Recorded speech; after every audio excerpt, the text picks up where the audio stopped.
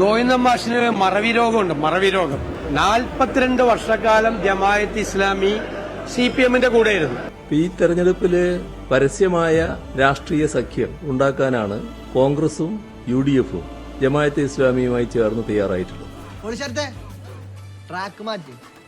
ഞങ്ങൾ വികസിത കേരളം എന്ന കാഴ്ചപ്പാടിൽ കേരളത്തിൽ മാനുഫാക്ചറിംഗ് നിക്ഷേപം എല്ലാം വർദ്ധിക്കണം എന്നാണ് ഞങ്ങളുടെ വികസിത കേരള കാഴ്ചപ്പാടിന്റെ ഒരു വലിയൊരു ഭാഗം. അതുകൊണ്ട് HMT-യിൽ എന്ത് നടക്കുന്നു, അതിനെങ്ങനെയാണ് HMT-നെ എക്സ്പാൻഡ് ചെയ്യാൻ, മോഡേണൈസ് ചെയ്യാൻ എന്താണ് സാധ്യത, അത് ഒന്ന് ചർച്ച ചെയ്യാനും അത് മനസ്സിലാക്കാനാണ് ഞാൻ ഇവിടെ വന്നിരിക്കുന്നത്.